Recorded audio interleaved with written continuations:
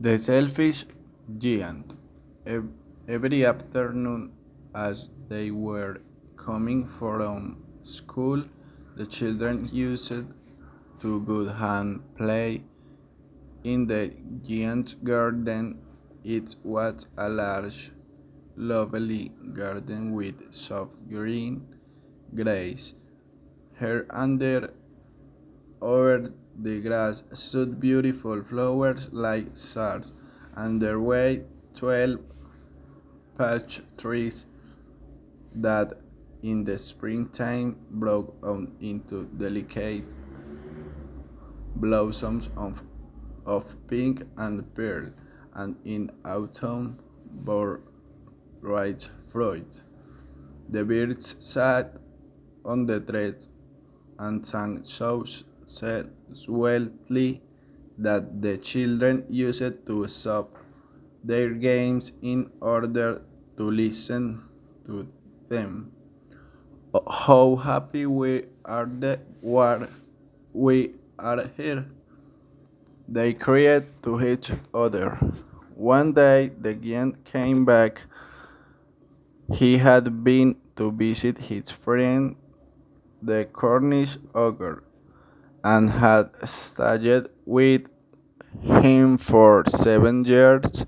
After the 7 years were over, he had said all that he had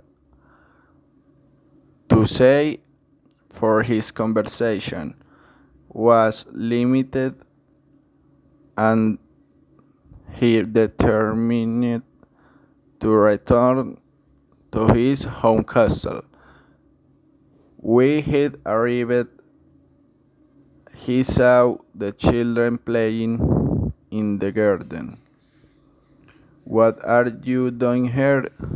he cried in a very grave voice, and the children ran away. "My own garden is my own garden," sighed the giant. "Anyone can understand that, and I will allow nobody to play in it but myself." So he built a high wall around it and put a notice board. "Trespassers will be prosecuted." He was a very selfish giant. The poor children have now nowhere to play. They tried to play on the road, but the road was very dust and full of hard stones, and they did not like it.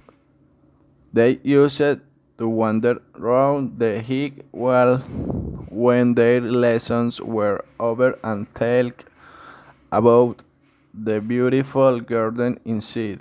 "How happy we were there," they said to each other.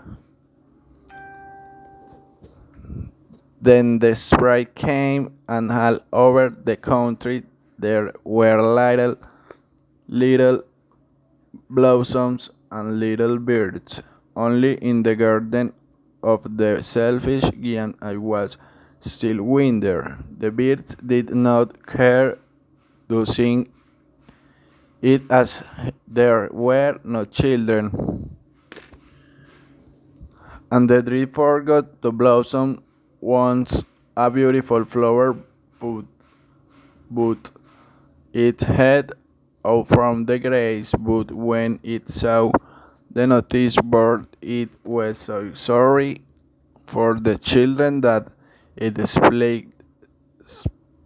slipped, walked into the ground again, and went off to sleep.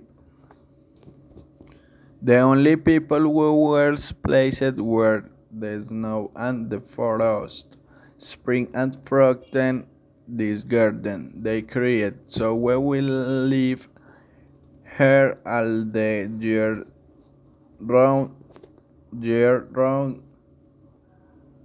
The snow covered up the grass with her great with cloak, and the fourth painted and the third silver.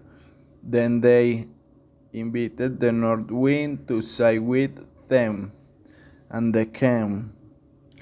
He was wrapped in furs and had rotted all day about the garden, and blew the wrapped in furs and the rotted all day about the garden, and blew the wrapped in furs and rotted and died about the garden, and blew the chimney pots down.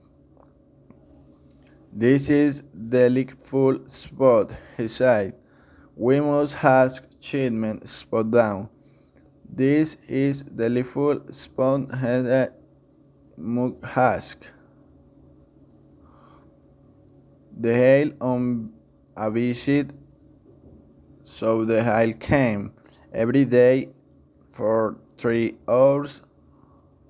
He rattled on the roof of the castle till he broke most of the slate, and then he ran round and round the garden as fast as he could go. He was dressed in grey, and his breath was like his. I cannot